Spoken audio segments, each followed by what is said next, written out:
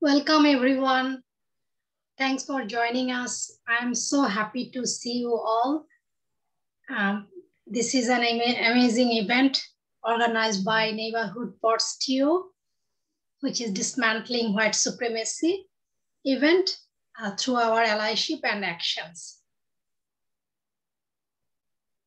Can you, second slide, please?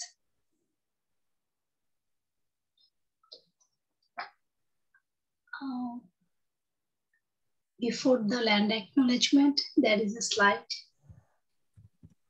Okay, yeah, just 1 second. So I am Shahanara Khandakar. My pronouns are she and her, and I'm a mutual aid organizer and a cluster coordinator for downtown East area. And I'm so happy to see you all here. Thanks. The second slide, please. We'll start by doing our land acknowledgement today. So I would like to acknowledge that Toronto is built upon the traditional lands of the Mississauga, the Anishinaabe, the Haudenosaunee, the Chippewa, the Huron, and many other indigenous peoples. I would like to acknowledge that Canada is founded on white supremacy as a trade and commerce economy that continues to affect the lives and well-being of indigenous peoples, putting economic greed in front of indigenous rights. This event has been organized by Neighbourhood Pods TO, a mutual aid project that is based in the indigenous cultural worldview of kingship, taking care of your community and sharing what we have with those around us. Although we are doing this work on Toronto soil, it is important to acknowledge that there is a long way to go before conciliation can occur between the City of Toronto and Indigenous peoples. Finally, I would like to acknowledge that many Indigenous peoples from across Turtle Island live in Toronto.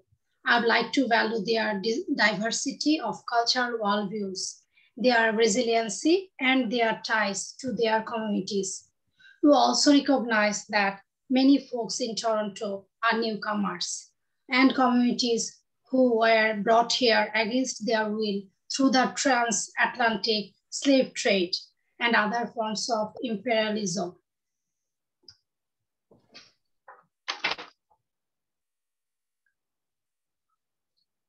So we'll start the meeting in 3 minutes at 4:05. So we'll give that time for other folk to join. And in this time, feel free to take a beverage, you're not taking stuffs, and please introduce yourself in the chat. That would be really great. Thank you.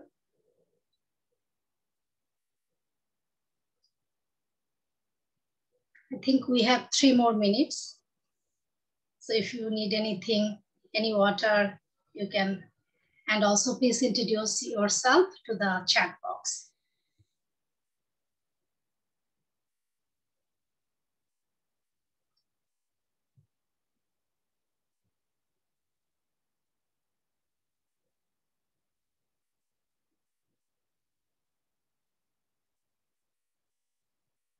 Oh, I'm so happy to see you. We have 99 people already joined.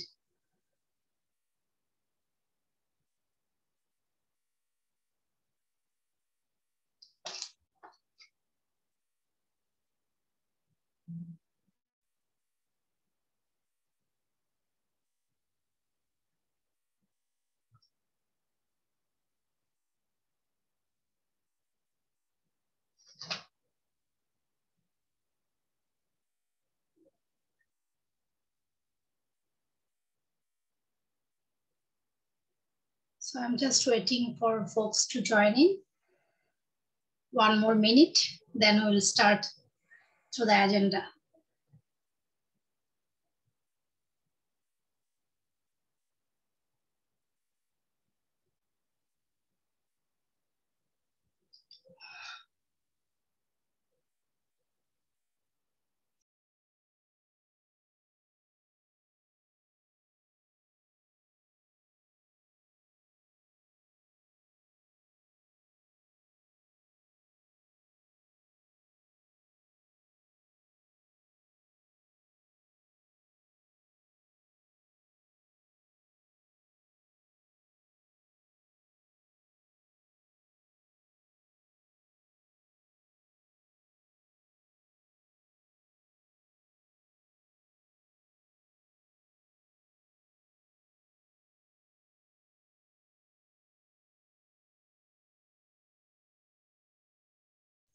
Thanks everyone for introducing yourself in the chat, and we'll continue to see that. Thanks for joining. And this is our agenda look like. So I'm going through the agenda. We will have Zoom overview, our meeting objectives, and then we'll review community agreement. And we have our speaker panel, and we have the questions from the audience, that section. And also we have actions and next step. So how today will work? So tech check and logistics, how will work? So as you know, as you all participants, so maybe everyone, somewhere you have in the Zoom platform, you will see there is two boxes. It's called chat and Q&A. So please share your thoughts in the chat and ask questions to the speakers in the Q&A box. Thank you. And please feel free to open your camera if you are okay. It is not mandatory, but we would love to see you. And today the community call purpose is to better understand what allyship means and what actions can be taken to dismantle white supremacy. So we are hoping to move from a culture of charity and scarcity to a culture of abundance and solidarity. Create a space for participants to meet and get more involved. Encourage people to normalize speaking openly and honestly about white supremacy in their communities. Our community agreement. This space is dedicated to creating an equitable, diverse, and inclusive environment for all members of the neighborhood. Our meetings will intentionally build accessible and welcoming spaces for people of all races, genders, classes, abilities, ages, cultures, religions, and sexualities. We will not tolerate harassment of any form, including but not limited to racism, classism, sexism, ableism, homophobia, transphobia, or any other oppressive language and behavior. If you witness or experience harassment, please inform a member of the organizing team marked by a star in the participants. We will also be offering a breakout peer support space with an active listener. Our active listener is today Ana Teresa. Can I have Ana Teresa to discuss about a bit of the space you will share? Thank you, Teresa. Thank you so much, Shahanara. My name is Ana Teresa. My pronouns are she and her, and I'm going to be helping with the breakout peer support space. I'm going to be the active listener.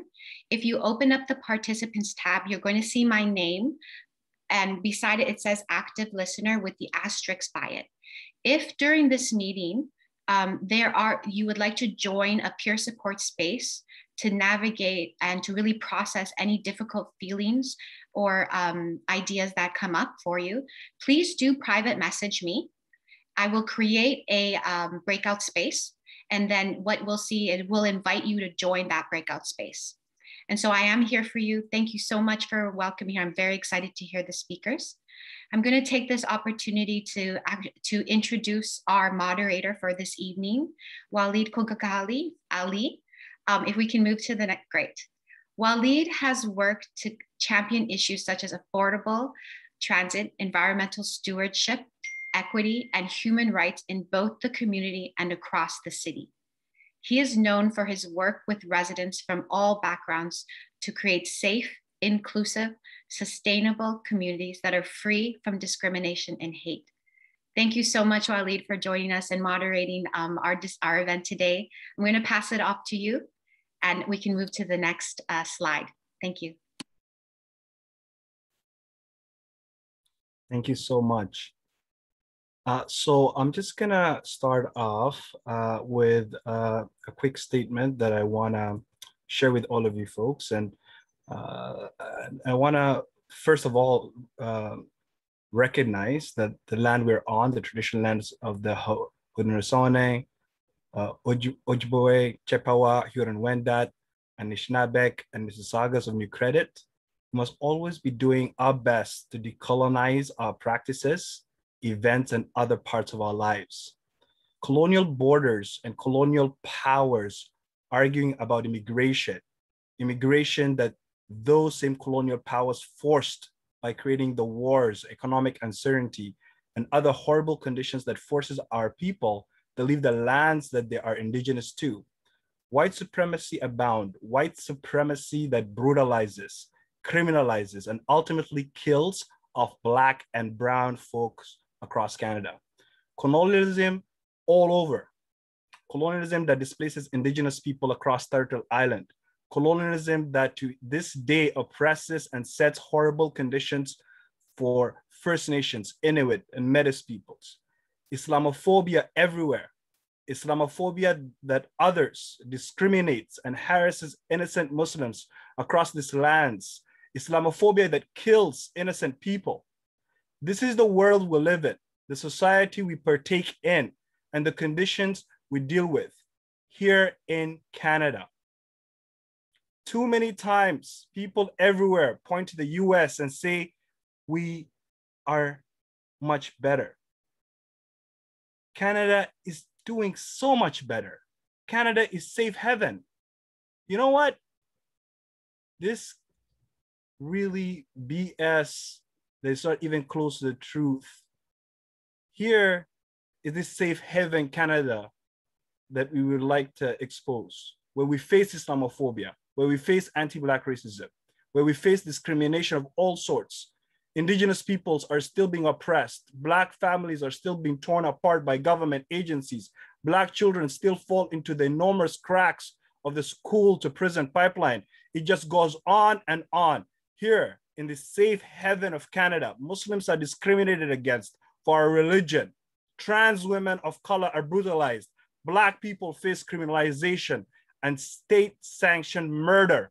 Here in Canada, immigrants are illegally detained and spend years upon years in immigrant detention centers just to try to live their lives. Here in Canada, some of those immigrants are killed in those jails. Abdurrahman Abdi, the Black and Muslim man killed by Ottawa police, beaten to death with their bare hands. His family was lied to about his time of death. The police and the healthcare system corroborated together to do this here in Canada. Andrew Loku, the Black man shot to death by Toronto police when what he needed was someone to talk to here in Canada. Samiya Dalmar, the Black trans woman who was killed and taken away from us all too soon. Here in Canada, Jermaine Carby, the Black man killed by Peel Regional Police after being carded. The police then placed a knife near his lifeless body to justify their cold-blooded murder here in Canada. Ijaz Chowdhury, 62 years old, was killed during a mental health crisis without any consequences for his killing.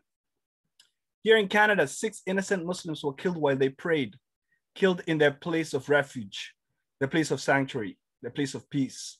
Azadin Sufyan, Mamdou Tanu Bari, Khalid Balkamikami, Abu Bakr Thabti, Ibrahima Bari, and Abdul Karim Hassan. They leave behind children, spouses, cousins, nephews, nieces, aunties, uncles, parents. They were killed while they prayed here in Canada. Last month in the city of London, Syed Alfaz, his wife Madiha Salman, and the 15-year-old daughter, Yuma Afzal, were killed by white supremacists who planned a premeditated act motivated by hate. No, not so much of a safe haven. When we talk about the 49th parallel in an arbitrary line drawn on a map, colonial borders don't stop the acts of colonialism on either side of them. We need to fight this deadly rhetoric because your indifference will lead to our collective suffering. Don't forget about the big lie by white supremacists who attempted a coup on January 6th insurrection. Our people need to be politicized, educated, organized, and ready to dismantle this white supremacist system. Because you know what this system is it's not broken. It was built this way. So how will we continue on a movement and create spaces to dismantle white supremacy? That is why we're here today. So I would like to introduce our amazing panelists that are going to speak to not to rhetoric, but to actions through their lived experiences and how white supremacy has impacted all of us.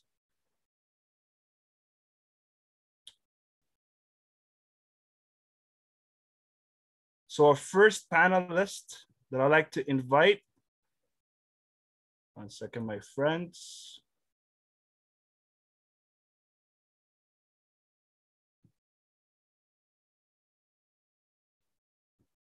Is, just trying to read the bio here, one second. Is Mskwaasin Agnew. Mskwaasin Agnew is an Indigenous knowledge keeper and activist. Her comes Cree and Dane roots from Salt River First Nation. She has been raised in Ontario with Anishinaabe teachings.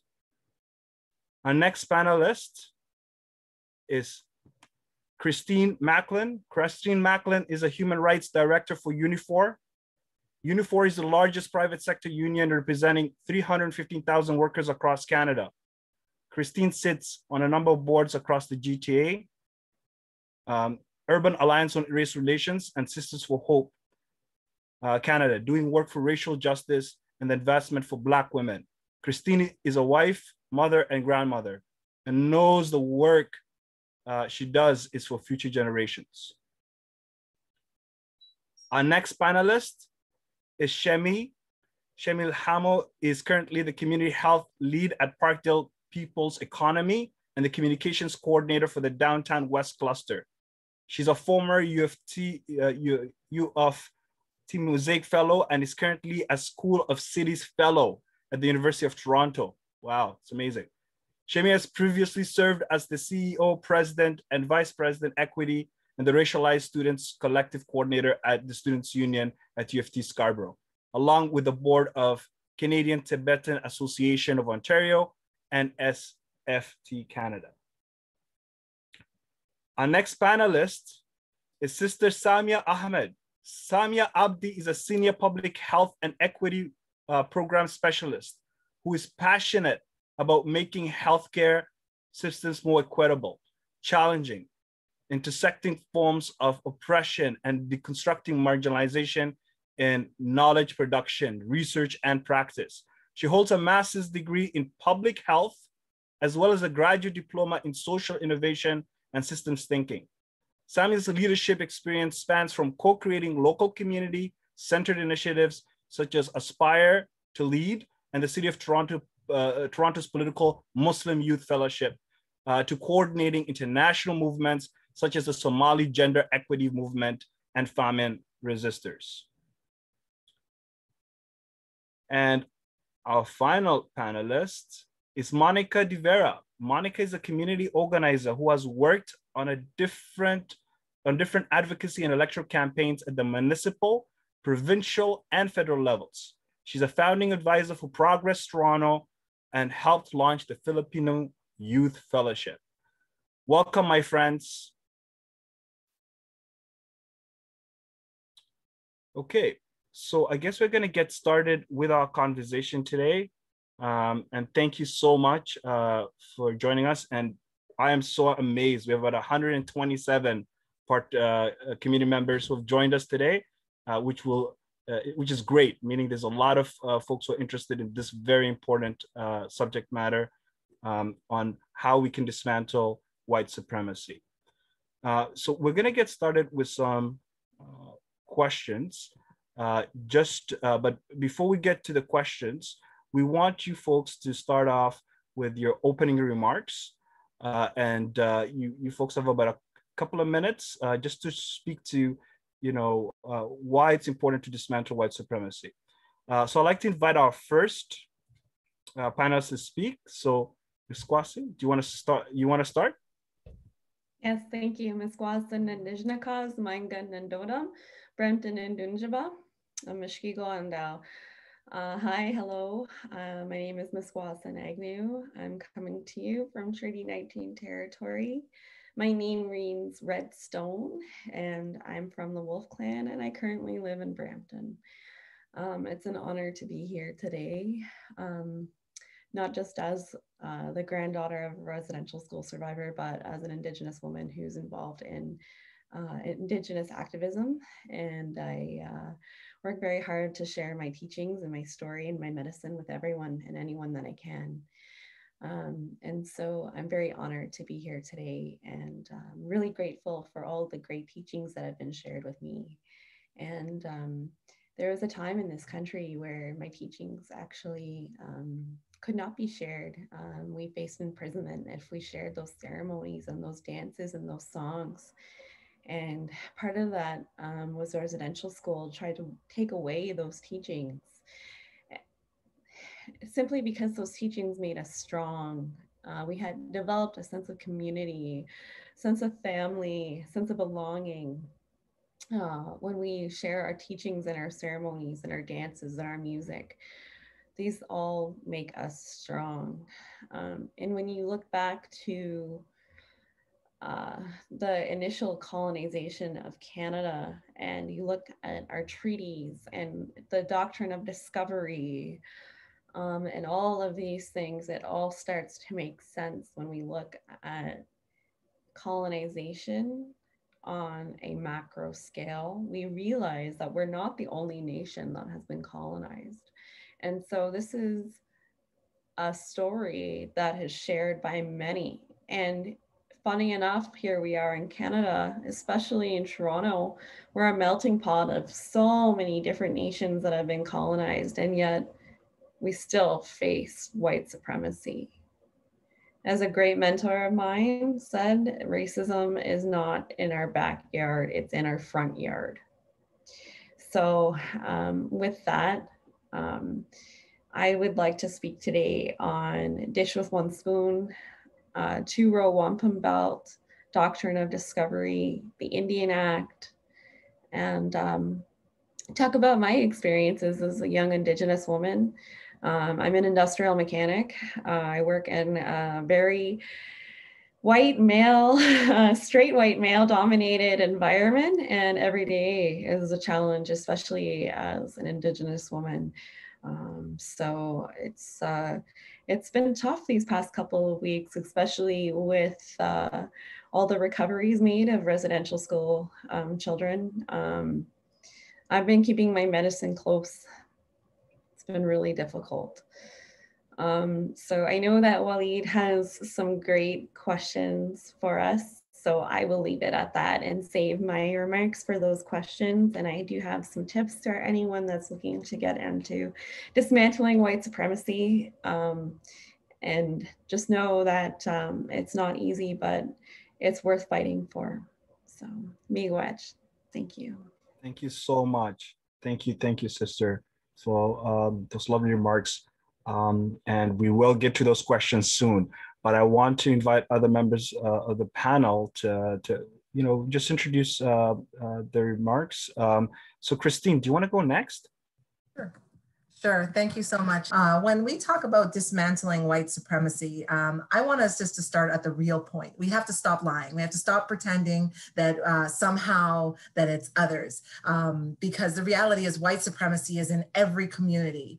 When white people represent 25% of the global population, and yet white supremacy is infiltrated every institution, every structure globally. I am a daughter of two immigrants. My mother immigrated from Scotland. She is a white Scottish woman, and my father is a Black Jamaican man who immigrated from Jamaica. And when I look at my history, even in Jamaica, through colonization, and you know, white supremacy, we can see how many of the injustices that happen here in Canada have happened in all of the countries across the world. My great grandmother's from Panama, my great grandfather's from, you know, India and China and black. So my family is like a huge melting pot that came together in Jamaica. My father passed away October 29th this past year. But one thing my father always said to me is, don't you ever forget where you came from, because everyone's going to remind you who you are. They will tell you who they think you should be. Yes, your complexion might be lighter. Yes, white privilege does work for you. It gets you, but they will remind you that you are a Black woman once you're in that door, and you will face all of the racism that everybody experiences. I think dismantling white supremacy and starting at the basic principle that we all have encouraged, supported, or excused white supremacy at some point. Yep, let's say it. We all have excused, tolerated, or allowed white supremacy to flourish in our families, in our communities, in our institutions, because we are so caught up in this rat race that it's like we're trying to survive. And that is why white supremacy has thrived with such a minority of a population. Let's be honest, white people are the minority globally. So we need to stop taking on minority as ourselves. We might be underrepresented in our workplaces. As a human rights director for a trade union, I am going to speak about employment, because I'd like to see, I know I can't see your hands. I want you to think, how many of you cannot afford to work? I know nobody has their hands up, because the reality is white supremacy and capitalism has created a system where we have to work in order to survive. And even then, we're not even surviving. So I'm going to talk about white supremacy and how it works within labor, how it works within society. We need to stop pretending these doors somehow end and start somewhere else. We are here, and we need to combat white supremacy at every capacity. And we need to be acknowledged that, listen, it's in every institution. Any institution that says, no, we're not racist, sorry, nope, it's the other organization, they're lying.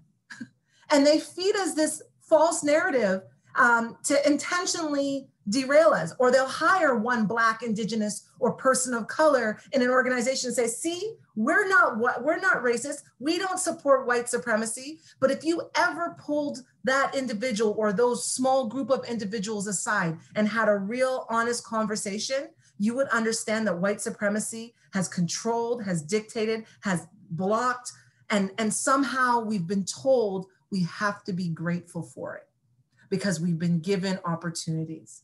So I'm going to talk a lot about white supremacy, and I'm also going to talk about the fact that 87% of labor or employment is segregated based on race. Who works at the front of the house, who works at the back of the house, who gets hired into what career, who gets paid what, and COVID has really shown us that in such a big spotlight about who is really undervalued, underappreciated. I will bring my whole truly authentic self, and in my bio, I had to include that I am a mother. I had to include that I am a grandmother and a wife, because I am the mother of 8 children, and I am the grandmother of 8 grandbabies, all of which are Black. And guess what?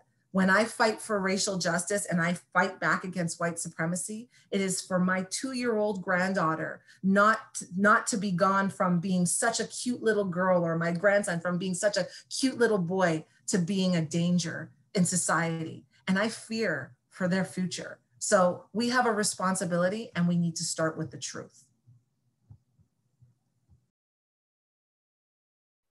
Okay, thank you so much, Christine, for that wonderful introductory remark. Just want to remind other panelists, you have about 10 minutes to share your experiences and activism related to dismantling white supremacy.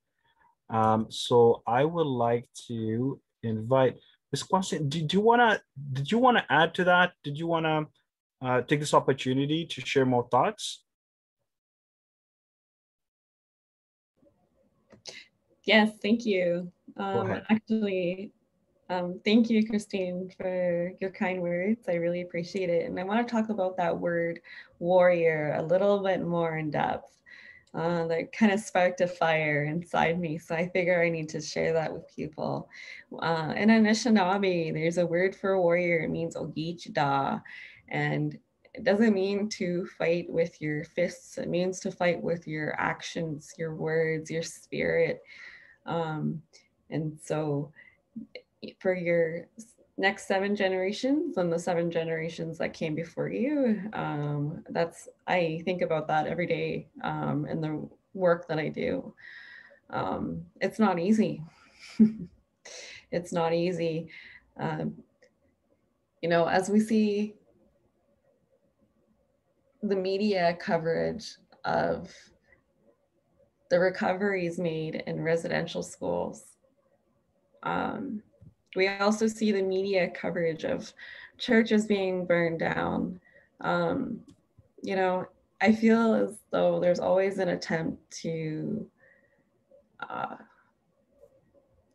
make the Indigenous person seem savage. They want us to look like savages, and that's on purpose. I know if you remember Pastor Owen Keenan at the Church of Our Merciful Redeemer, he had made the remark that residential schools were a good thing. So I went there with my drum. And when we arrived with some friends of mine, the police showed up. Not to protect me, not to protect the people I was with, which was a family and their children. It was to make sure that I didn't attack anyone at the church.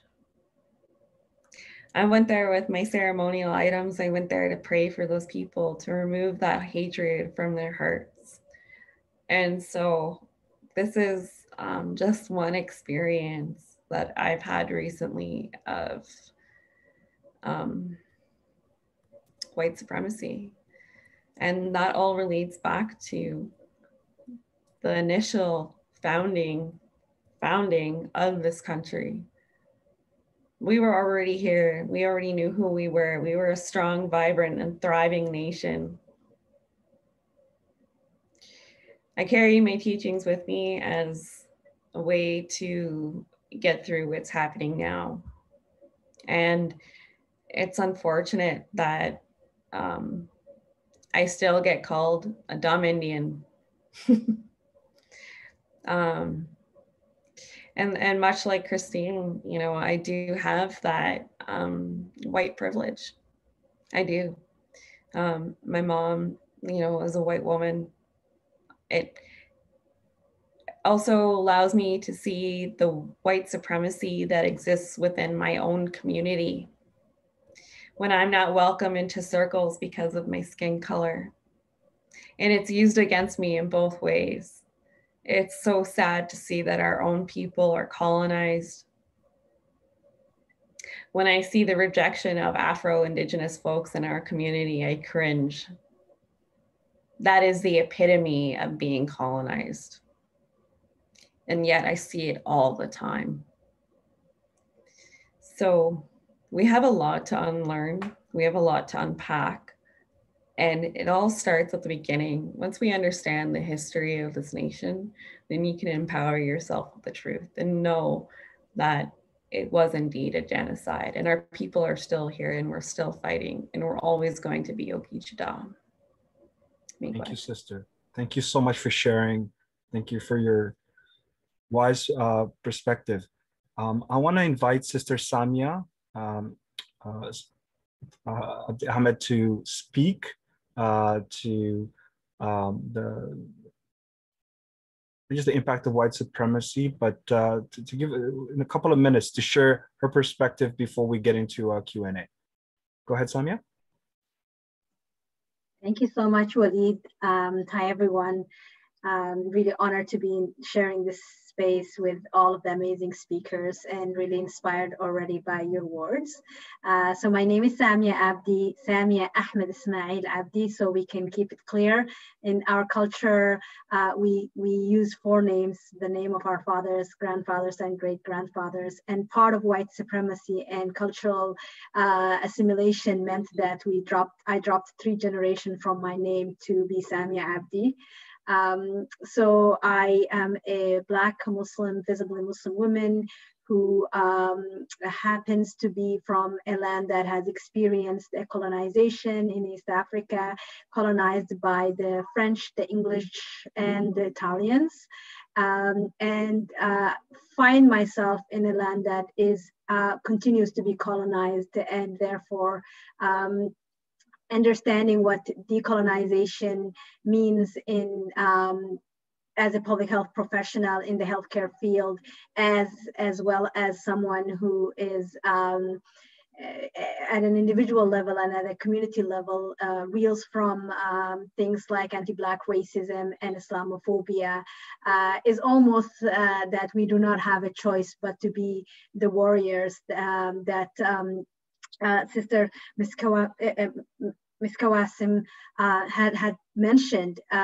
So I just wanted to, first of all, just start us off with an understanding of white supremacy. White supremacy is a system that assumes that the practices of whiteness are the right way of being. While the term itself might come as a shock to people, or it invokes these images of extreme hate groups or terrorist acts like the ones that Walied has talked about, or genocide, and that and the indigenous communities have faced and continue to face, and slavery, the transatlantic slave trade that Black people have faced and continue to still experience the ramification of. What we need to understand is white supremacy is actually has a lot of layers, and those are only the top of the pyramid pieces that we actually experience and that society finds repulsive or problematic. But everything else that leads us to there is found as normal and actually accepted, and furthermore even celebrated. So we're thinking about things like cultural and political and economic ways that allows the dominations of non-white groups in this land. We're talking about the pillars of colonialism, anti-Black racism, anti-Indigenous racism, and Orientalism as the foundation that continues to support this way of being. We're talking about denial of racism that was just mentioned, that, well, that was 400 years ago, people should get over it. Or the fact that things like, like residential schools were a good thing and it was an educational opportunity, or denial of the experiences of white privilege right now in the systems that we live in, and things that minimize the experiences of racialized communities and actually blame those who are experiencing these horrific leading these horrific lives, and creating ourselves as a post-racial society.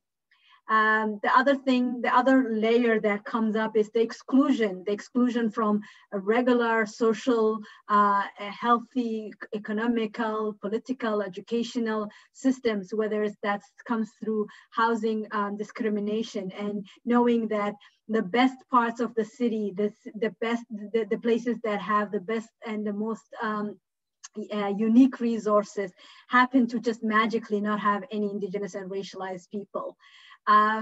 Thinking about how we not only design our cities, but also how do we exclude people from opportunities for wellness and health. Normalizing whiteness and centering whiteness, and thinking that everything else is exotic and cultural. So the food I eat is ethnic, but the food that my white neighbor eats is normal, it's Canadian, it's just the way to be.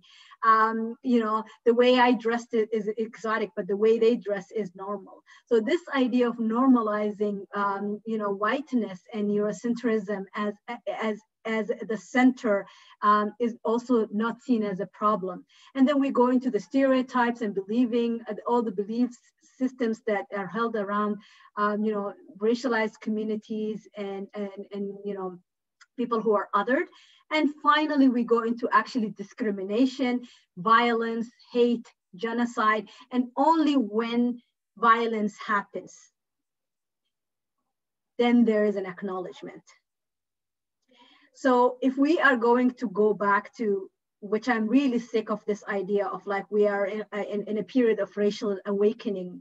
And going back to the murder of George Floyd, it took 10 minutes almost, and the brutal murder of a Black man who was not armed, who was handcuffed, who did not have any, any weapons of him, that was, do you see the layers? You see the layers, and then to pretend like this was the moment that I realized. And I'm like, okay, so all of the other people who were killed before that, you are literally on on Indigenous land, and you've committed genocide, and people are still reeling from that. You've enslaved hundreds of thousands of Black people. All of that was not problematic, right? So this minimizing, and yes, appreciate the awakening and the found awakening, and that's fine. Let's move from it, but let's not pretend that Black, Indigenous, and other racialized communities, scholars, activists were not pointing out these issues for generations, that this is not a moment in time where all of a sudden we are all having a racial awakening. We've been awake. You just woke up. Welcome to the party. Let's see what you can do with us. The one thing I wanted to also just kind of mention to conclude this, and really I'm approaching this as a community organizer, but also as a public health professional, and the impact of our health and well-being as communities with these. One of my friends describes what we experience: death by 1,000 cuts. So these repeated stories that we experience, and real harmful ways that we continuously have to be also the ones often in a room to point out what we clearly see as daylight. But others are like, was it really racism? Was it really problematic? When we think about how, so Walied and I were chatting last night, and we talked about medical racism. And I was sharing how in the medical field, we are seen as both subhuman and superhuman at the same time, but never just human. We are either not in need of medication because we are superhuman, and for some reason, particularly for Indigenous and Black people, somehow we have higher pain tolerance, or our receptors are dull, or we're superhumans, right? We can just take all the pain without any painkillers. And yet, at the same time, we're subhuman because we are not seen as worthy of the treatment, or have access to the resources that keep us healthy and well. And even when it comes to our kids, it's interesting how, and I was thinking about this, Christine, when you were talking. So our kids are seen as adults as soon as they hit a certain height, or even before they hit a certain height. When a 6-year-old in a KG, or like in a grade 1, grade 2, is treated like an adult, when a police is called on them, as if they are able to take responsibility like adults. When the news reports a 14-year-old, the police reports 14-year-old missing boy, Black boy, as a young man, right? Yet white supremacists who are committing acts of terror are showcased as youth, right? So it's interesting how our kids are shown as adults, and our adults are perceived as children who are unable to make educated guests, or unable to become brilliant and beautiful in the work that they do. And our expertise is dismissed because we cannot possibly know or hold the knowledge that we have, or produce what we produce, and the excellence that we bring forward. So it's this really interesting inverse way of like our children are adults, and our adults are viewed as children. And for particularly for Indigenous people, this whole idea of the Indian Act and the continuous dehumanizing of Indigenous people legislated, it's in our legislation, right? And then equally for Black people, I mean, we know that the carding system program did not end. We know that Black people continue to be targeted, and Muslim people, we continuously to be targeted as terrorists. Yet the only terrorist that has been committed on this land has been committed by white supremacists. Thank you. Samiya, that was powerful. Thank you so much for what you just said, and providing context to the dehumanizing process, and speaking also to the impact. Thank you so much for that. I want to invite our next speaker, Chemi. Do you want to go next and share about 10 minutes or so, just your perspective? Thank you so much also for joining us. It's a pleasure. Thank you. Before I begin, I want to pay my respects to the elders of the past and to any who may be present with us here today.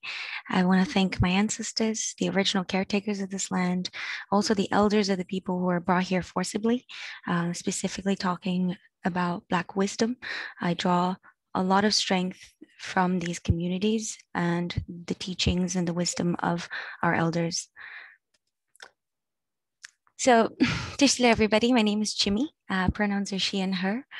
I grew up in exile in southern India. I'm traditionally Tibetan, come from the rooftop of the world. So I have prepared about roughly at a 10-minute remark, and so please don't mind me going on to this journey as I share. So for me, growing up in exile, the struggles and pain of understanding this concept of home and the question that I always got about who are you, where are you from, is very familiar to a lot of other immigrant communities and displaced people. And that's why for me, it's always crucial that we're constantly engaging in acts of decolonization, ensuring that our work towards reconciliation is not just lip service, but also includes a lot of unlearning on our own ends. My grandparents fled the illegal occupation of the Chinese government in 1959, along with 80,000 Tibetans that followed their spiritual leader, His Holiness the 14th Dalai Lama, into exile. I was born as a stateless refugee in South India. And the reason why I'm saying this is to give you a little bit of context. There was a common saying in our settlement camps whenever a young person like me would dream big and would talk about becoming a beacon of hope for world peace or becoming a world leader. Community members actually were the ones that often reminded me that there was a big R on my forehead. And this big R basically meant refugee. So coming from stolen land myself, it's really important that I acknowledge the land that I stand on today, and I come here with you, not just as Lhamo, a young Tibetan girl. I come here with the spirit of my ancestors and also the spirit of the Tibetans that are continuously killed inside back home, living right now, who get imprisoned or killed for simply singing the national anthem or being caught with a picture of the Dalai Lama. You know, it was very interesting because just hearing a lot of the speakers that spoke ahead of me, that narrative about savages and the people of the past is actually something that I saw in Toronto while riding the TTC. I saw a poster one day on the TTC that said Old Tibet, and there was like a black and white picture, and then a modern version of buildings, which was basically, again, referring to the Indigenous people of that land as the people of the past, and as if this colonizer mentality of, just because there has been buildings that has been popped up and it looks more colorful, all of a sudden it's for the better. And this concept of modernity being equivalent to some sort of excellence. And so that's the very colonizer mentality that works hand in hand. Exactly, I think it's equivalent to colonialism, the white supremacy, settler colonial civilization as a whole. And for us to tackle this, it's going to be a challenge. And dismantling the state, it itself requires a multifaceted approach. And so I think the very first thing that we must address is that no matter what type of dismantling that we're engaging in, as long as the work that we do is in stolen land, we, as the people who are working towards it, also will continue to benefit from the genocide of the original caretakers of this land. And so being aware of what it means, what the words Indigenous sovereignty means is very important. I think whiteness exists in a lot of the spaces that we occupy, like Christine had already talked about, it constantly polices our expression. And for us to tackle this, we must understand, do a lot of work of understanding and unlearning and grasping the root at its problem. Understand that the nature of oppression is actually very insidious, and there are very subtle ways that it actually affects us, and it affects us through our minds, how it shifts the way we think about ourselves, how moving towards unlearning and clarity and resilience becomes unclear for our people. And so within the systems that we operate, I always want to emphasize that people like us who are doing the work, our mere existence is resistance. And I want to continue with the words of Assata Shakur. We in this society must remind ourselves again how we threaten our own interests and rights when we condone by our silence the government's use of surveillance, acts on the legitimacy of political activists, attacks on the legitimacy of political activists, the use of criminal law to suppress and punish political dissent. For this is a reminder for us that although we talk about silence can be golden, it's actually very violent when we don't take action. There are mental and social cages that basically strips us of our identity, and then it stagnates and halts our growth.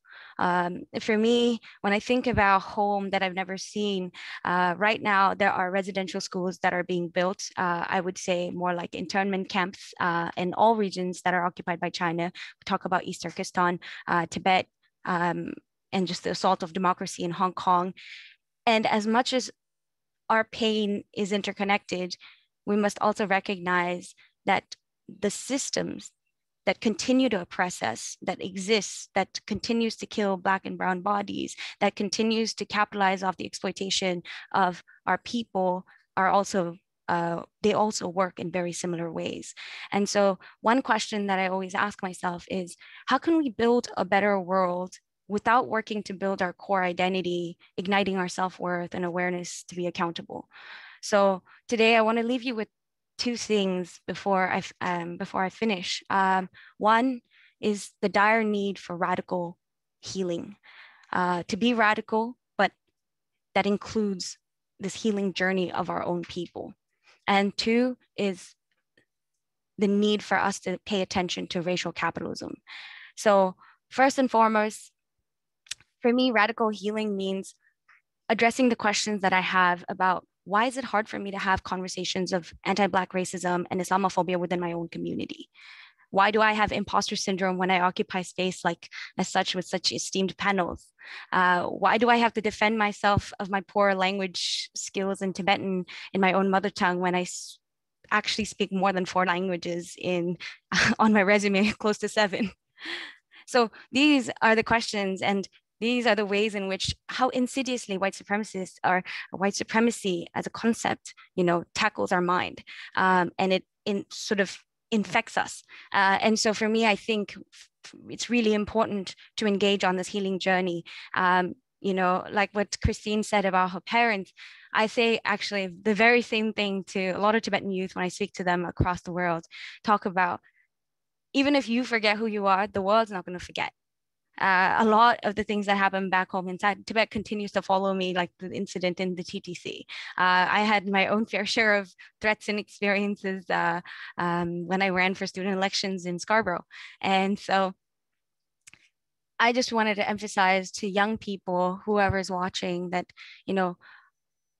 especially young people of color who have difficulties talking about these progressive ideas to their parents, these concepts of mental health, these concepts of anti-Blackness, is that our ancestors did a lot of surviving. In many ways it is thriving, but I think I watch my parents struggle to put food on their table. And for me and the young people that I speak to, I always say, it's our time. They did a lot of surviving, and it's now time for us to do a lot of thriving. And for us to free ourselves from the chains of white supremacy and colonialism, we must be united in the struggle of other oppressed people. There's no way forward if you're just going in it alone. And the second point is about racial capitalism. I don't even know if I have the time to go in depth about it, but I just want to emphasize the dire need for economic interventions that needs to be at the forefront for us to tackle the systems that we're trying to tackle. We need to eradicate poverty. There is a humongous racial wealth gap. We need to invest in infrastructures that Black, Brown, and Indigenous communities whose labor and natural resources have been stolen, guaranteeing full employment for the actions of the people that that for centuries has been exploited on.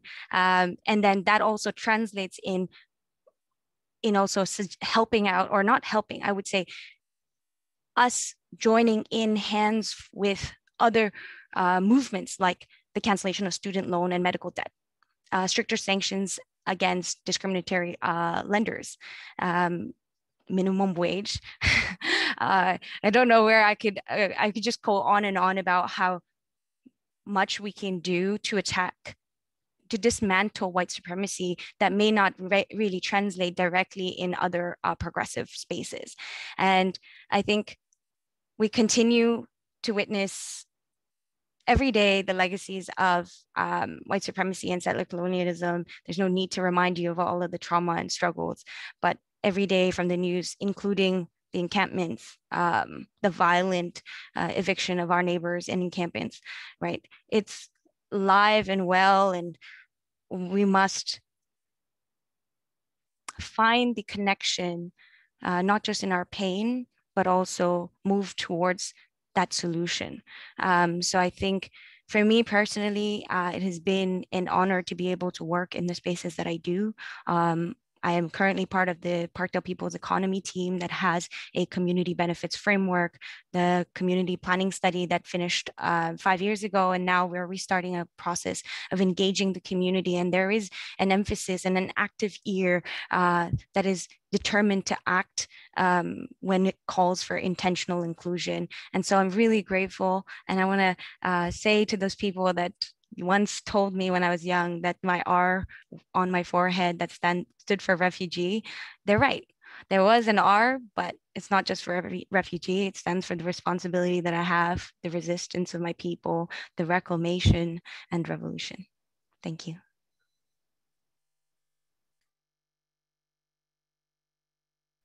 Sorry, I always have to unmute myself. Thank you so much, Chemi. That was just gems, community gems. I was so excited. I don't think anyone heard me in the beginning, but thank you so much for sharing that. And also reminding folks, about being radical, speaking up and acting against injustice, and including healing and values of compassion, guided with wisdom. And challenging us to think about economic interventions. How do we challenge the economic aspect of white supremacy? Beautifully said. Thank you.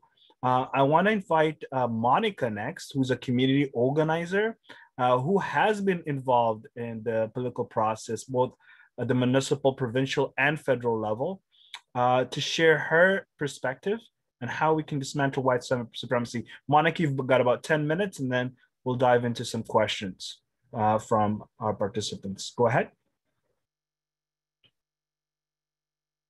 Monica, we can't hear you. Can you hear us? Sorry. Now we can hear you.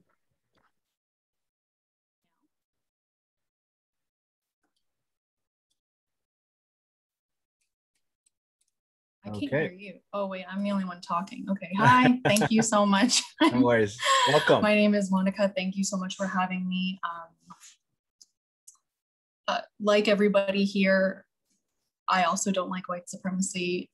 I'm going to talk about a few things today about like the manifestations of white supremacy, specifically with being Filipino, what it feels like, what actions we need, and 2 tips on an organizational and personal level of what can be done. So first, and I'm sure that this has been said before, sorry, I just finished work. So unfortunately, I wasn't able to listen to the other speakers, but I'm sure that this is going to be a repeat of some of it.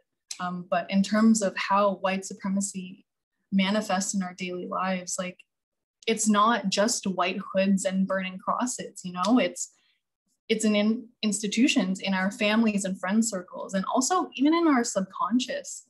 Like, for example, not having the space to discuss how racism affects you in your workplace. Like, that's like keeping us silent is how white supremacy can manifest itself. Also, like through microaggressions. I'm Filipino. One of my favorite, it's not my favorite, I actually hate it. There are compliments that are not compliments. One of them is, I love Filipino people. They are such hard workers. Well, yeah, Philippines was colonized twice, first by the Spanish, then by the US. So we are conditioned to work hard because our history has always been exploitation, not always. Prior to the Spanish coming, we were fine. Another way it manifests is looking more white. And I don't know if there are other Filipino people, or also like, it's not just Filipinos, it's also Asians, like South Asian, also Chinese, etc. They're like lightening our skin is really popular in our culture. We all know someone who's lightened their hair. We all know someone who bought the blue contacts. Institutionally, even the way we run our meetings, Robert's rules, is a manifestation like that orderliness that doesn't allow for collaboration. Those things, like those institutions, like they seem innocent, but they're not, because they actively stop people of color from participating. And then last, immigration and labor policies. Sometimes it's like, again, it's not always white hoods and burning crosses. Like, for example, Carlo Escario is a migrant health worker that worked on the front lines during the pandemic, and he's set to be deported on August 5th. The reason for that is because he did not declare his wife and child on an application. And despite taking full responsibility for his offense and helping COVID-19 patients directly, the government still gave him a deportation date. And that's really harsh. It's really harsh for this kind of offense. And the Liberal government's logic here is, Carlo is good enough to work, but he's not good enough to stay in Canada. So the devaluation of labor, it's dehumanizing. Another example is Maria Tajon, who is a Filipino live-in caregiver, who from my understanding right now is houseless. Maria is owed $28,000 in missing wages from her former employer, who is a rich white developer that lives near the bridle path. And despite winning her labor board case, Harvey Geffen has not paid her. So white supremacy is insidious, and it's not always obvious for what it feels like. Personally, like, it feels like imposter syndrome.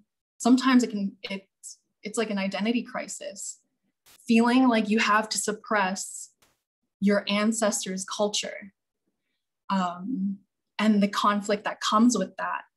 And also just the desire to want to look more white. In Filipino cultures, like, we all have like a story about our nose. A lot of like, our noses are like flat and stuff, but even my mom, when I was a baby, she would like, I don't know what she would say. I don't remember the phrase, but she would always like try to shape it. And that's because of those European beauty ideals that are instilled in us. For building allyship, allyship is about accountability that leads to change that will break down oppressive systems. Like, when I think of allyship, like, that's the principle that I carry with me. And for folks who are Asian, especially Filipino, we need to recognize how we benefit from white supremacy. Filipinos are not stopped by the police nearly as frequently as Black community members. Also, our children are not overrepresented in foster care. We have a responsibility to break down those harmful systems. And also, like, we need to recognize, like, we're all, like, we can't call ourselves allies. It's a thing that we work towards. And our learning is never done. And even though that sounds very scary, we should not be discouraged by that. And this is why, like, it'd be great if the damage done from colonization and capitalism never happened, but these systems are so deep, and like we can't let that depth not stop us from imagining a world where, like, that's just better. A place more inclusive, place more equitable. And it can be undone. It takes time, and it hurts. I see this in conversations with my own family and other Filipino friends, and undoing your own anti-Blackness, like unlearning all of those things that are so deeply embedded into our culture. Even something small like making fun of the way our own language sounds. I saw a TikTok of a lady she's Filipino, making fun of the way our language sounds. And I originally laughed at it. I was like, oh yeah, I never, like, that's kind of funny. But then I saw another TikTok that was critiquing this TikTok about how that comedy appeals to whiteness and a white audience. And it's interesting to do that self-reflection and know how deep it is. And that's what I mean by white supremacy manifests in your subconscious. We also need to listen, learn, and truly think critically about the systems and politicians that have power. Like I said, when I was talking about how white supremacy manifests itself, it might not be obvious to people that white supremacy is embedded into immigration. Although, like, I mean, yeah, it is. But for those who are not so well versed in the theory and, like, you know, the ideological foundation of oppression and white supremacy and labor rights, it can be hard, and sometimes it seems so disconnected. But then that's when you have to ask yourself questions about, like, who benefits from what's happening? How do I benefit? If that's something that you can ask yourself. And also having those conversations with your family. And if you're Filipino, if you're Asian, I know it's hard, but we have to, because we have a responsibility to our community members. And this matters to us. We're not omitted from it. All our family members, even myself, we've experienced racism in different ways. It's not fair. And we shouldn't let this go on. For the tips that I have for how to confront and question and dismantle white supremacy, first, for the individual, you need to hold yourself accountable. And you need to allow your peers to hold you accountable. You have to learn about the conditions that fostered anti-Black and anti-Indigenous racism in the first place.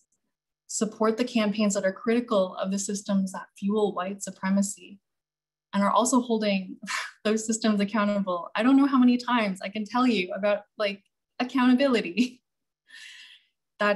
It's so important. And it's hard, it's an uncomfortable journey, but it's something that we have to accept. And without accepting that discomfort and pain, and without doing the hard work, change is not going to come. We have hundreds of years of oppression to undo, to improve and eradicate. If this was easy, we wouldn't be having a panel like this. For organizations, you need to amplify groups and activists that need amplification. So for example, I helped found the Filipino Youth Fellowship, which is an internship opportunity for Filipino youth to work in counselors' offices. And one of the things that we do on our social media are amplify other groups like Not Another Black Life or Palestinian Youth Movement. Even though sometimes, like especially like things, issues relating to Palestine and imperialism, they're all connected, and you have to make effort to learn about it. It's complicated, it's hard. I remember hearing the very first time, like I was hearing about Palestine, Israel, I was just like, I don't get it. Well, then you got to learn. Anyway, like for the Filipino Youth Fellowship, we amplify these voices because we're all in the same fight. Also, because we recently launched in June, we raised money to keep the program running, but also for Black Urbanism Toronto, which re-envisions Black neighborhoods to support social, economic, and cultural advancement.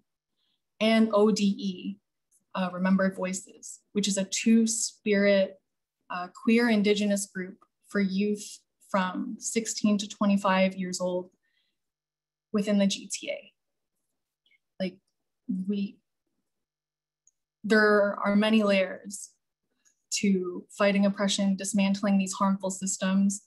And if we're all in together, you have to show it. And you have to show it with like your personal efforts, but also with your wallet if you can. Unfortunately, capitalism was not made for all of us to succeed.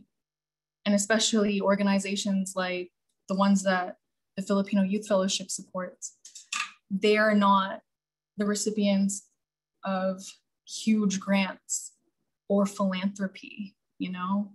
Philanthropy is another example of a manifestation of white supremacy.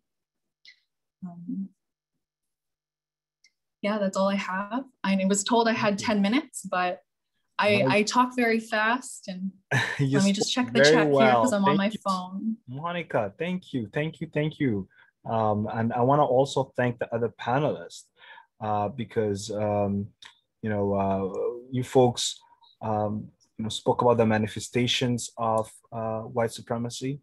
What does white supremacy feel like? I felt there was an emotional response in your opening remarks to the impact of white supremacy in an emotional sense, and what are the actions needed to build allyship and dismantling white supremacy in many spaces, how allyship looks like, and what are the key questions we should be asking right now to better understand the impact of white supremacy. So there's a lot of things to unpack that our wonderful panelists have spoken to. So Chemi, thank you so much. Chemi Lhamo, Mskwaasin, Christine, Maclin, Samiya Abdi, thank you so much for sharing those really important perspectives. And I want us to dive into some questions and answers. And I want to invite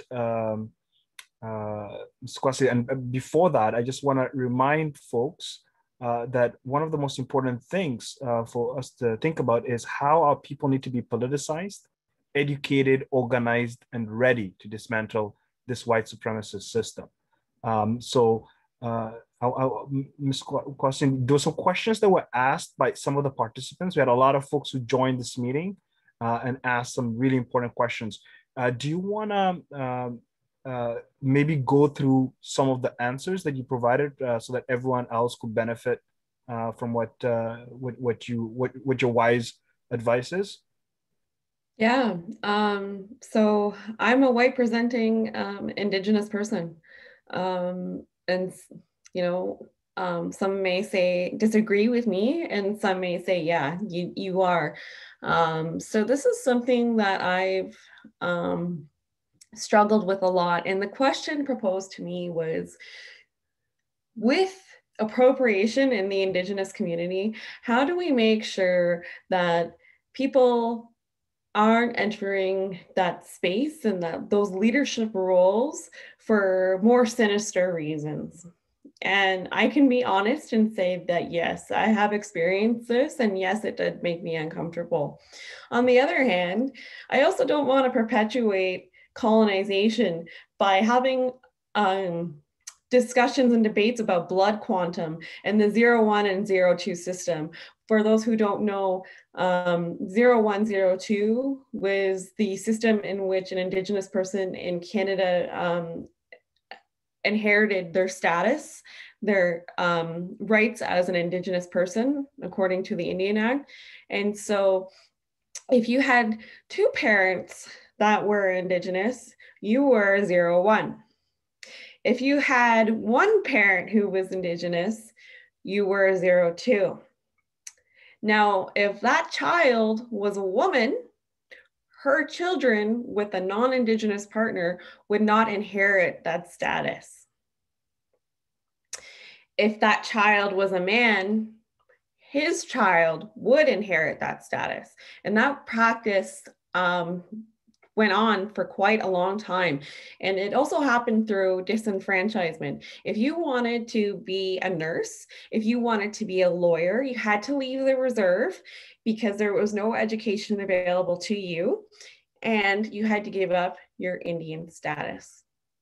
Why did this happen? Well, it all started because they knew that if we had those treaty rights and we were educated people, they were in big trouble, because they can no longer extract our resources.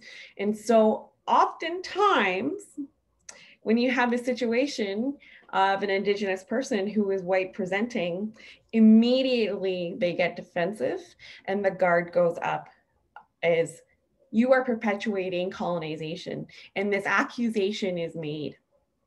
And so what I like to remind people is that when we're in ceremony, the first thing I say is Mskwaasin Nindijnakas Mainga Nindodam. And then I go on to say Mishkigo Andao, because that's how I identify in the Anishinaabe language that I'm in fact Cree and Dene. And so Mishkigo is how you say Cree in Anishinaabe. I was displaced. My grandfather went to residential school. My dad is a part of the 60 Scoop. My dad was taken from his reserve in the Northwest Territories, and he was left in Toronto at the age of 16 with $100 and was told to make it.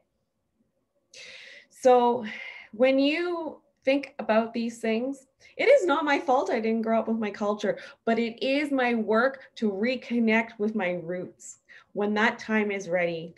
And if I'm going to be taking up a space of Indigenous leadership, I better be comfortable with my identity, and I have better have done that work, because now I'm a role model and a leader for young Indigenous people and other Indigenous people in my community. It was not easy to speak to my biological grandfather and find out that he cannot read or write.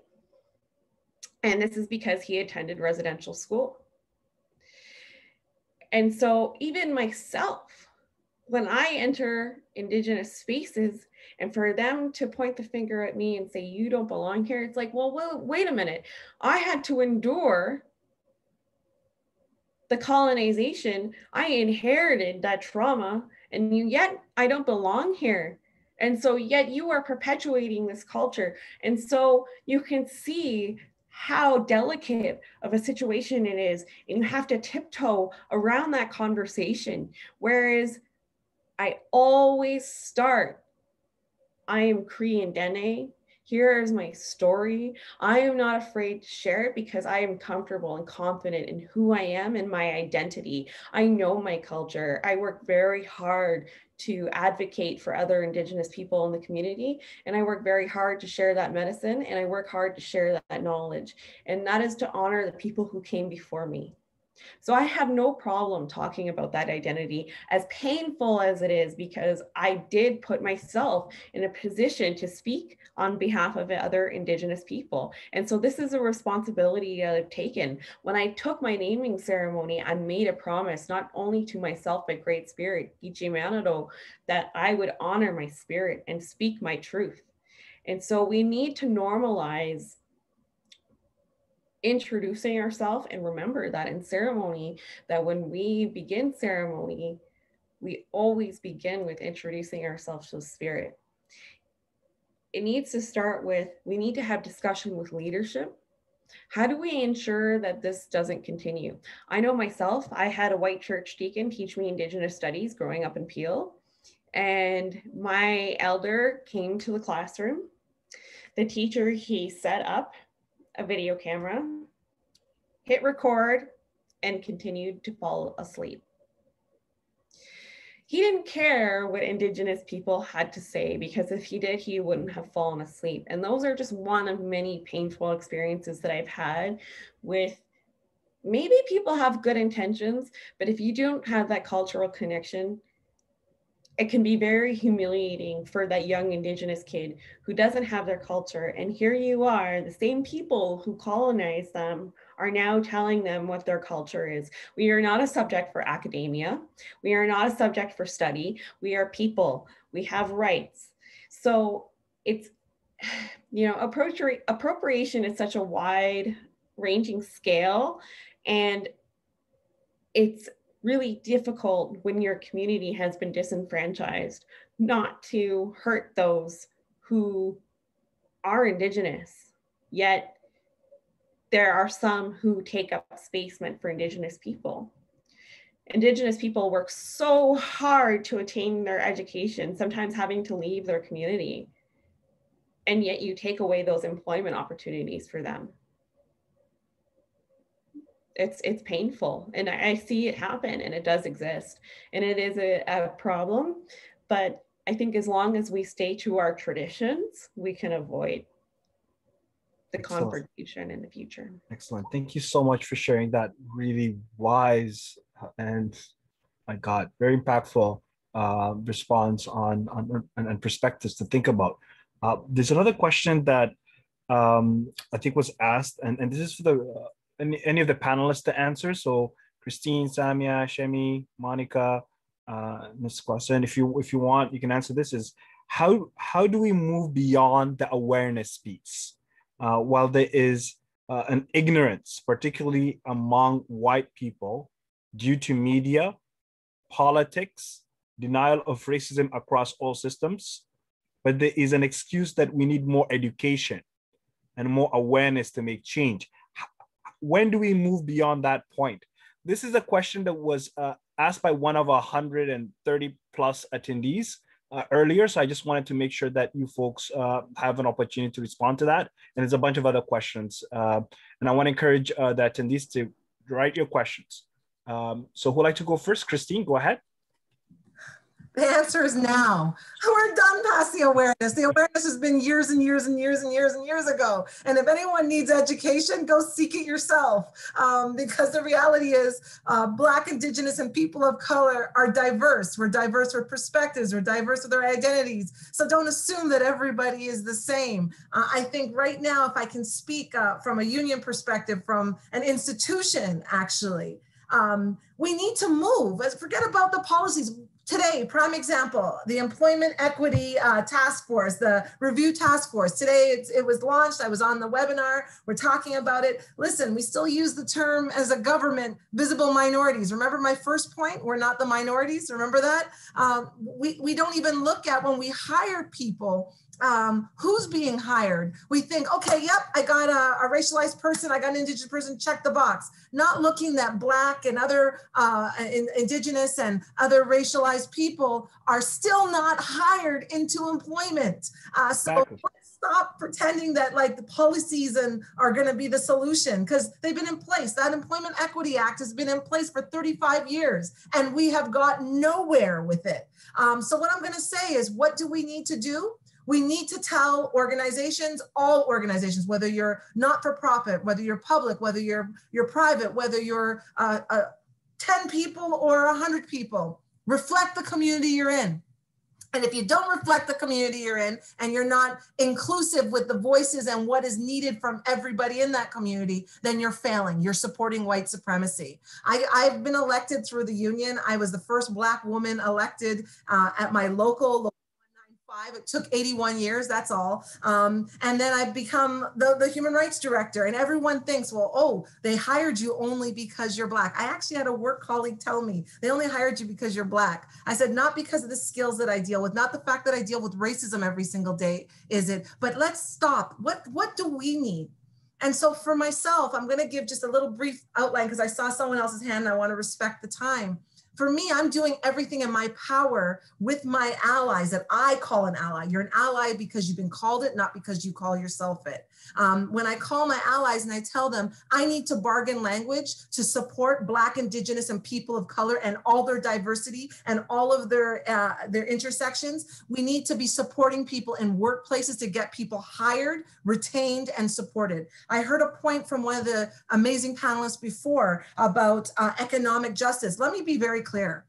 Racial justice is economic justice. The only reason why racism exists is because they could say, you look different, so we're going to pay you less. We're going to devalue you. You're not worth being paid. And yeah, we want to take over all the capital so that we can make money off the land. So move the Indigenous people off of the profitable land.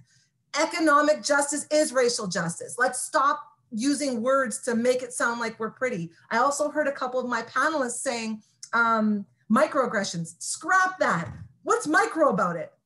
You tell me that I'm not dark enough to be a Black woman, so I shouldn't be speaking about anti-Black racism. It's not a microaggression. It's called racism. It's called white supremacy. And so we need to stop shadowing things and call things for exactly what they are and say what is needed. And also, once we do get some action or some movement or some progression, don't settle, because that's white supremacy at work. Hey, we'll hire one Black person, check. We're good, we've done our job. No, it's a continuous gain that we have to constantly hold organizations and institutions in full capacity accountable, and there needs to be transparency. I like the point that was brought up about having spaces. Why don't we ask the Black CEOs or the Indigenous CEOs or the racialized CEOs or people that are in so-called positions of power, which are really not power? Why don't we ask them how they're being treated within their own organization?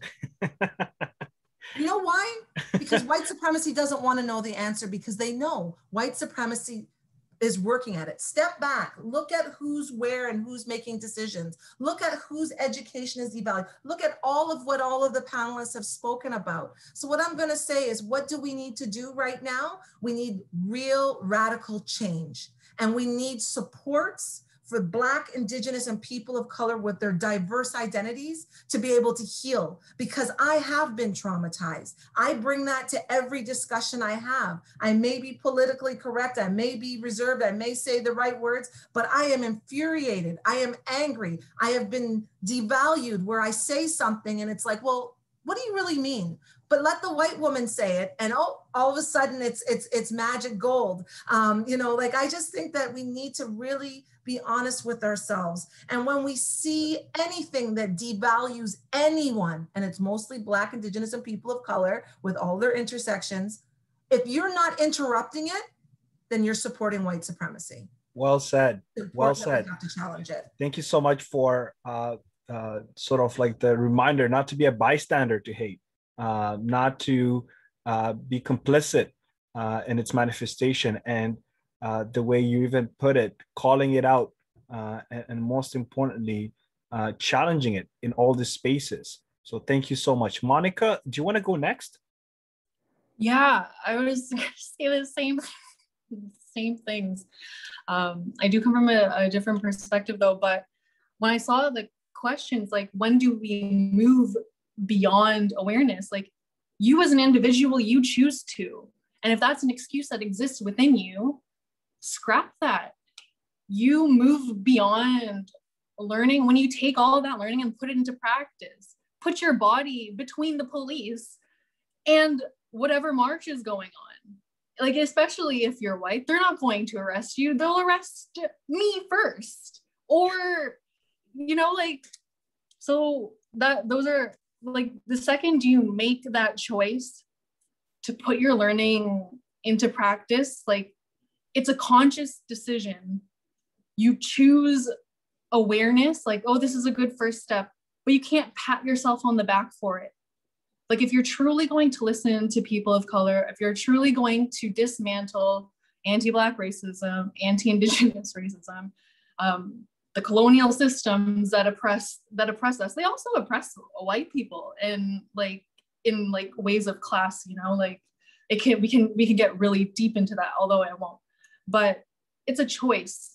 Like, are you going to be aware, or are you going to take action? Thank you for that. And again, like, if you're going to, like, you can't be a bystander, you can't be complicit. It is your fault if you don't tell your racist friend that, like, you know, building a wall, like, Trump's views are bad. Yeah. You're just, yeah, anyway, that was all. Thank you so much. So I would like to raise another question that was asked by attendees. We've had a lot of questions coming in, so I'm sorry. I'm trying to get through as many questions as possible. And there's also a lot of comments. I'm going to ask some of our amazing volunteers to help with that. So sometimes white people and others holding positions of power make microaggressive remarks. Next, they apologize and they do send apologies. However, I think it's only a part of rectifying process of the damage caused. In their sometimes half-heard apologies, they should also outline the commitment to learn. And so basically, please comment with regards to the experiences of many. So Samiya, do you want to take a first attempt at this? And I don't know if there's anyone else. Sure, happy to do that. So I just wanted to also address a comment in the chat box just quickly around, you know, one of our esteemed speakers being emotional as opposed to factual. So here's a fact for you. Black women are more likely than white women to be unemployed, underemployed, regardless of their level of education. That is an Ontario-based report and research. So 8.8% of Black women with university degrees are unemployed compared to 5.7% of white women with high school. So even when we have the same level of education, no, higher level, not same level, because we're never treated equal, higher level of educational attainment and more years of experience, we bring in so much more ability, we're still not afforded the same economic experiences, the same employment experiences. So it has nothing to do with, you know, this is not about race, it's about racism. So I just wanted to throw that comment and you know, just take the time to do the research. Black people, Black scholars, Indigenous scholars, racialized scholars have, and white allies have done a lot of work over the past decades to not only share anecdotal, quote unquote, stories, but evidence-based, research-backed, you know, facts. And I'm happy to also share some, you know, resources in the group for anybody else who wants to educate themselves. So now going back to this idea of, and I agree with Christine, there's nothing micro about violence. Aggression is aggression. Racism is violence, regardless of how it comes at us. So this idea of a colleague or a manager or someone in your organization making a joke, a racial slur, and saying that it was a joke or they did not mean it and apologizing for it, well and good. There's this amazing actually link that was developed by Rania Montgomery, who's an amazing Black activist in Toronto, who had developed this pathology of an apology. So understanding what an apology means. And one of the things that she talks about is that apology is not just words, it has to be followed by action and commitment to sustainable change. So yes, to the idea of perhaps asking, can you share with me, why are you apologizing? What do you think this meant, right? What impact do you think these statements had? And I just want to also maybe do a quick mention that Black, Indigenous, and racialized people are tired. We're exhausted to be holding this continuous space of education and sharing and bearing our souls, right? For someone to have an aha moment. So if you are a white person or a person in power, please take that on. That is what allyship looks like. That we are not the only ones who are always calling these things out. But if you are a Black person or an Indigenous patient or a racialized person who has an ounce of energy and ability to address, and this is a mission that you want to continue doing, optional 100% is to follow up with asking a question, deeper dive, so then the person does not just say, oh, I'm sorry, it was a joke, I didn't really mean it, I'm sorry I hurt you. Ask, what does it mean? Can you share with me what, how do you think I've experienced this and why? So allow the person to sit in their discomfort a little bit and have a reflective practice of understanding how and what they've said or did had caused harm. The second thing I was going to say is also ask for, how are you going to move forward? What are your action plan? We expect, especially in professional standards, to always have SMART objectives. Are your actions specific? Are they time bound? Are they measurable? How are we evaluating the progress, right? And maybe if you are at a place of bringing this up, not to shame the person or any of those things, but for an organizational change, can this be embedded in performance review? Can we set up as a team, as an organization, real metrics to showcase that we're addressing white supremacy and anti-Black racism and anti-Indigenous racism and anti-racism and anti-oppression in a grassroots level from our organization, as well as in terms of our policies and practices. So what are we doing as an organization? What are you doing as an individual? What are you doing as a team, and then what are you doing as an organization? And how are you going to be talking about this, not only within your family or friends circles, but within your professional organizations and professional networks. Excellent. Thank you so much, Samiya. That was so informative. Great steps for folks to think about organizationally and individually. Chemi, do you want to also answer that question from one of our many participants today? Sure, but I think some of the speakers earlier, every time I have an idea, just sort of respond. All of the speakers have sort of spoken truth and facts to it, and so I was just left almost speechless, just nodding. And I don't know if you saw me snapping at the end every bit. Really want to share gratitude and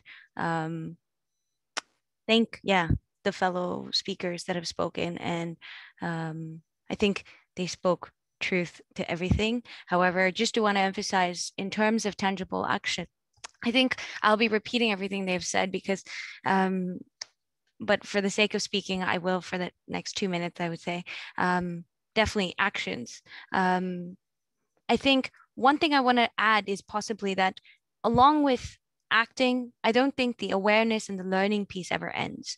Acting should have been happening as well. And if it wasn't, the time is now, like Christine has already mentioned. And then also as you act, as you're engaging in acts of decolonization, acts of not just decolonizing the spaces, but decolonizing your mind, you must constantly be unlearning and becoming more aware of yourself, because the self is also constantly changing. We continue to live on stolen land, and so the systems still operate. They just don't kind of disappear, right? As we're working towards it, and I think I said it earlier in my remarks as well, that it's a constant. So as we're unlearning, as we're growing, and then constantly acting. And I want to emphasize again, in terms of the community work that we engage in. Earlier, I said the words intentional inclusion. Intentional inclusion is not easy when we're engaging in works within our communities. A prime example is something that I faced when I was working with PPE, Parkdale People's Economy, hosting a climate justice conversation with resident leaders. That involves, given the light of the pandemic, we already know about access to technology, access to Wi-Fi, how that is a barrier for many of our community members. Many of the ways that we interact and continue to hold spaces like such precious spaces, it is still very inaccessible to our community members.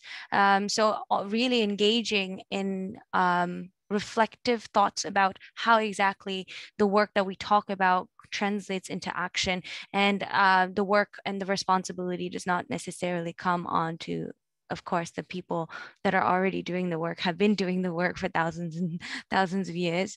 It is about the people that would like to call themselves allies. I'll leave it at that. Well said. Well said. And we're going to be talking more about allyship shortly. I just want to ensure that we answer another question, because a lot of folks are asking questions. And some of I believe Johnny asked, what things do we need to do to fight white supremacy?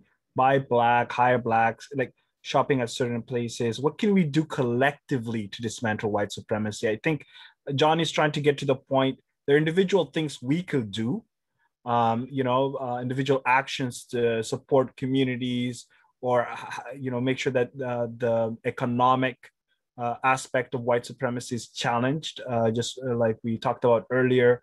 But what can we do collectively?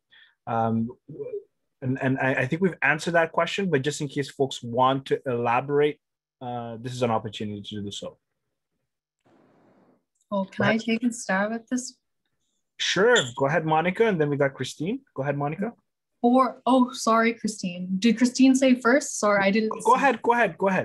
Okay. For collectively, vote out the white supremacists that are in power. Okay. Good one. Like, if we're gonna, another part of the answer was going to be like all of those things that we are doing individually on a larger scale. That's what will lead to change.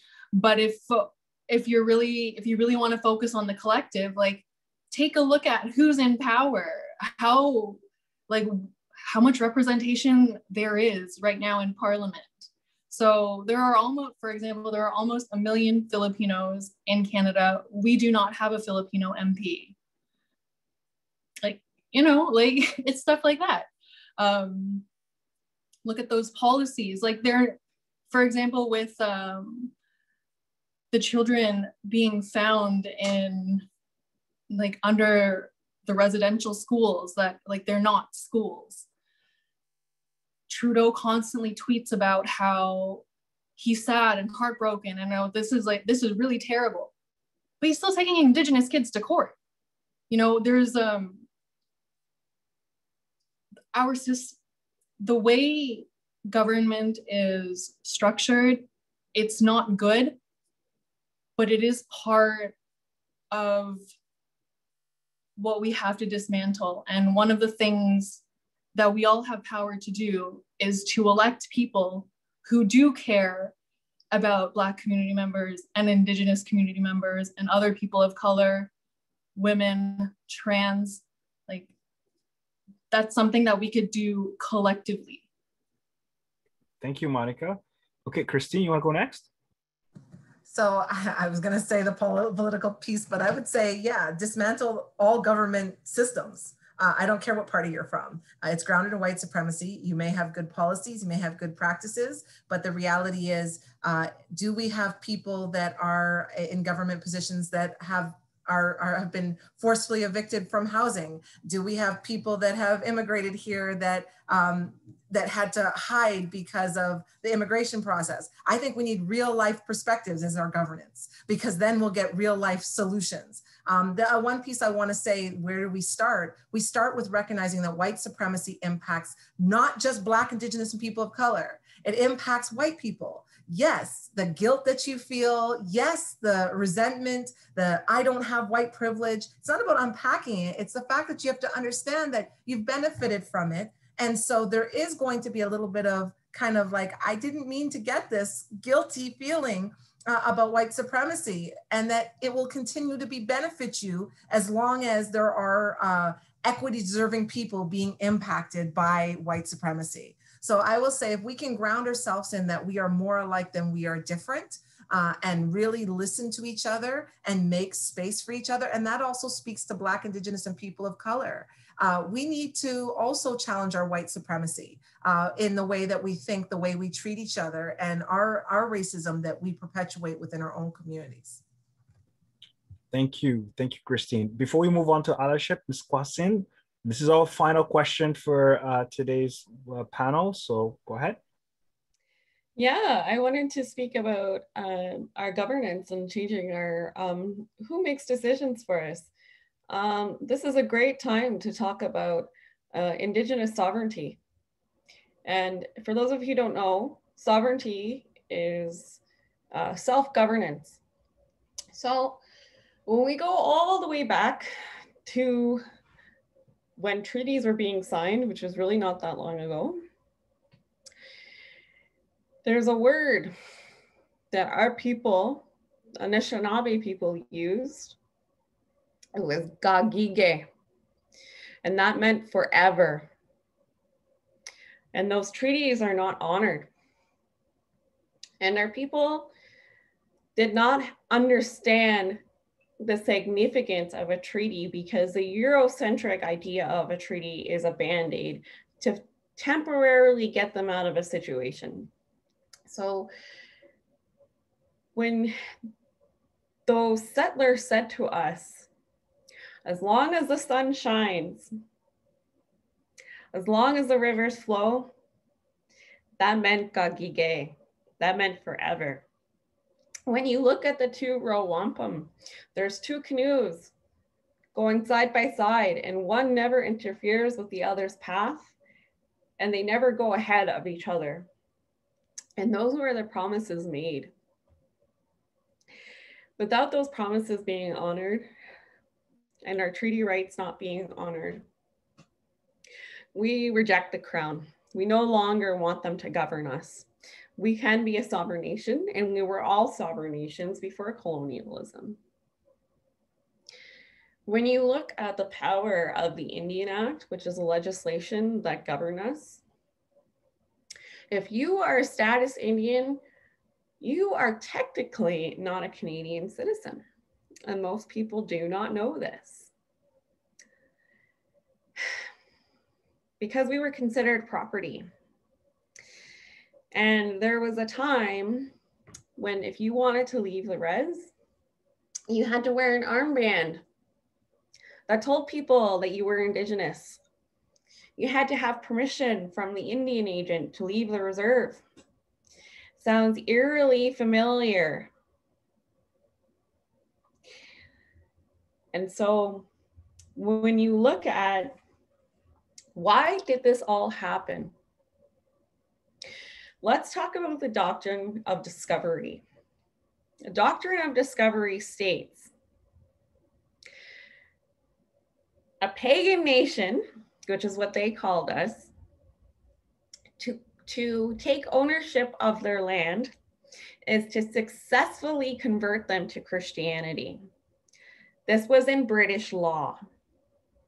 And this is the context in which they still rule us to this day. Terra nullius. They bring this up in the courts, in the Supreme Courts, when we talk about our treaty rights and our land claims. They still use terra nullius to justify colonizing us. And so that idea of assimilation or colonization, or more truthfully, genocide, as I like to call it. And you look at the youth today. Myself, I'm a recovering addict. I got about 10 years now. I completed college. I'm an industrial mechanic. I own my own house, and I'm 28 years old. I'm the first person in my family to break that cycle of intergenerational trauma of substance use disorder and alcoholism. This was not a mistake. This was not a coincidence. This was on purpose. See, when my grandfather attended residential school, his mother was murdered. So not only did he have no community to go to, not only could he not read and write because he was used as a slave in labor to work the fields, he had no home to go to, and his people didn't accept him as one anymore. His people didn't accept him because they were afraid of him. He didn't speak the same language anymore. And then when he had my father, he was heavily into alcoholism. And my father came here to Ontario and again had a child very young. And so this is not new. We're talking 96. Okay, it was the last residential school to close. And when you look at how recent that trauma is, you can't say it was my great-great-great-grandfather. No, it was my grandfather. It was my dad. It was me. When they threatened my parents to take me into the foster care system, that was the continuation of colonization. That was the continuation of the genocide. And so we no longer accept these forms of governance. Indigenous people have the right to a sovereign nation. And with our forms of self-government, we were a matriarchal society. Women will change the world, and so will our allies. But at the same time, we have to understand, when I was talking about that 0102 system before, they directly attacked our matriarchs so that our bloodline could no longer flow through our mothers. And that was an attack, a direct attack against our forms of self-governance and our clan systems. So when you consider all of this, the question lies, who do I vote for? And so lately, my answer to that has been the NDP party. I see the work that they do to stand with Indigenous peoples. Will that opinion change? It might. I mean, I voted for Trudeau when he told me that our reserves were going to have clean water. That never happened. My elder still has to boil his water. You go to Six Nations, an hour outside of Toronto, they're still on a boil water advisory. So I could go in great depth with this, and I don't want to keep everyone else waiting, but I want everyone to consider that it's not just making sure that we're representing Indigenous people in governance, but let them govern themselves, because we know what's best. Sovereignty. Yeah. Well said. Sovereignty. Great. Thank you so much. So I'm just going to, just before we get started to a conversation with regards to allyship, there's a message from Serge that I want to make sure that we review, and it's going to be a great tip for organizations and also for individuals to think about. So I will try to, before I review it or go through it, I want to acknowledge Scout. Are our friends from Surge at the meeting here? If we just acknowledge their participation, if you just raise your hand, that'll be great. Yes, here, amazing. Thank you. Welcome, Scout. So I'm just going to, first of all, thank you and Surge for sharing this really amazing statement about showing up for racial justice, which we'll share with participants. And in the statement, you know, your emphasis on building relationships with Black, Indigenous, and racialized organizers who've been fighting white supremacy. So the supporting role that Surge has offered, and also the key principles that guide your work. In your statement, you spoke about accountability, amplifying the work of Black, Indigenous, and people of color, communities and organizers, collective over individual, moving resources, continued interrogation of whiteness, and anti-racist education in our intimate spaces, and our work being grounded in love. And it's a really, really great guiding document for folks to think about when they want to develop, a statement or a policy when it comes to what allyship means for them. And so before we conclude our meeting today, I also want to thank our panelists for helping us come together, put together a list of tangible takeaways from this wonderful meeting. Specific tips that we will also be sharing, hopefully via email to all the participants. And the tips are, praying for folks, because it's important, know when to walk away or take a break from this work, being radical, speaking up and acting against injustice, include healing and values of compassion guided with wisdom, acknowledging Indigenous sovereignty, so important.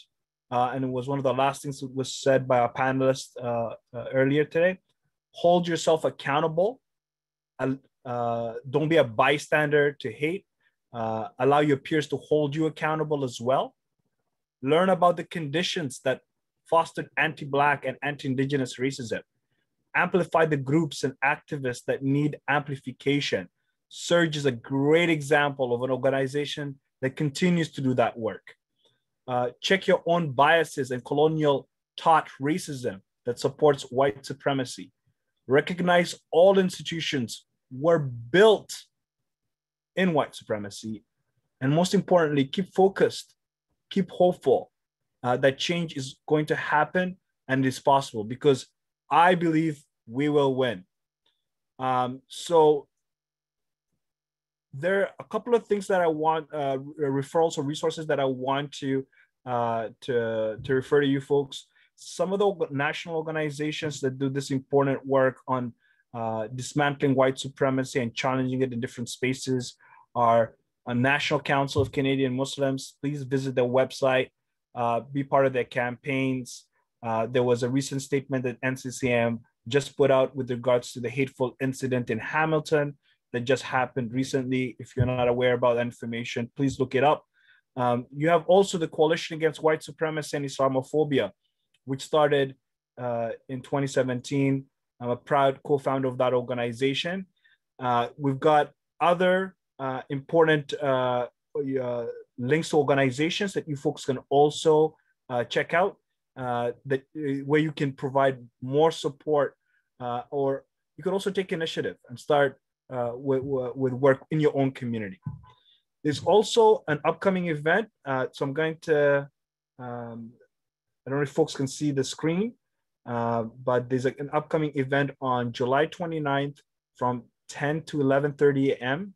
And it's going to be continued community conversations around defunding the police, which will involve examining police reform, innovative models already in use, and evolving thinking about safety and well-being. So this is more focused on what community safety is, and a more focused approach to that. We also want all of you to join this important work. There have been so many people that have been messaging about, can we have a second conversation? There was so much value and so much knowledge that was shared today.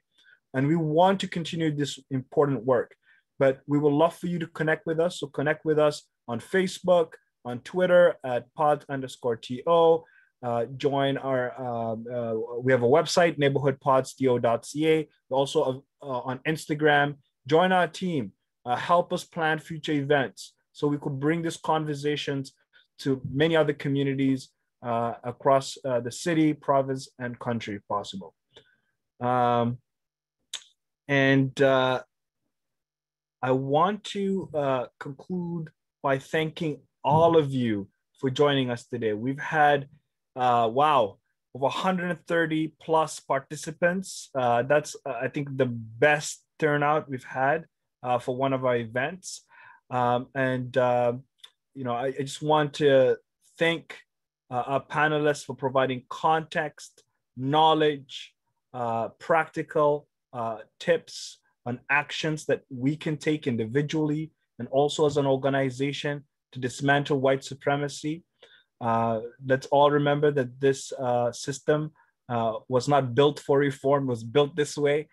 So the only way we will be able to ensure that there is, a system that's humane, where everyone can live with dignity and respect, is for us to take action and not be bystanders.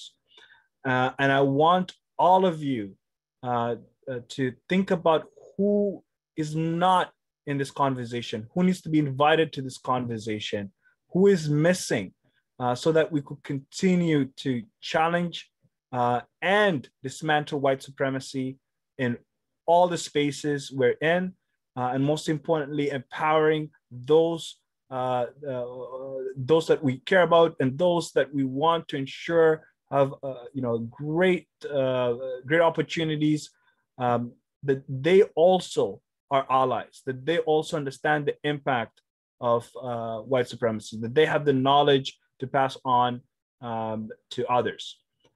So thank you once again.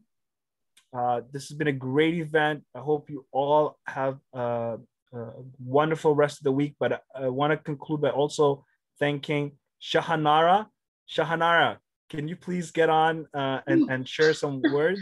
No, I just wanted to invite, I just wanted to invite our Naum and Teresa to just finishing our event, honestly. Sounds good. Okay, Shahanara, I'm going to pass it on to you, my friend. Yeah, I'm so happy to all of you, and I learned a lot, and it will help me to continue my journey as a Bangladeshi Canadian.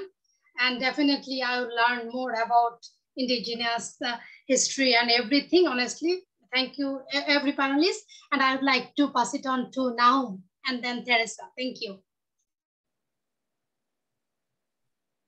Oh, I wasn't expecting to jump on. Sorry, could we get Scott from Search to just share a couple of words, because I spoke a lot about his statement, the statement from Surge actually, and the great work they do. So Nahum, before I get you on, do you mind doing that?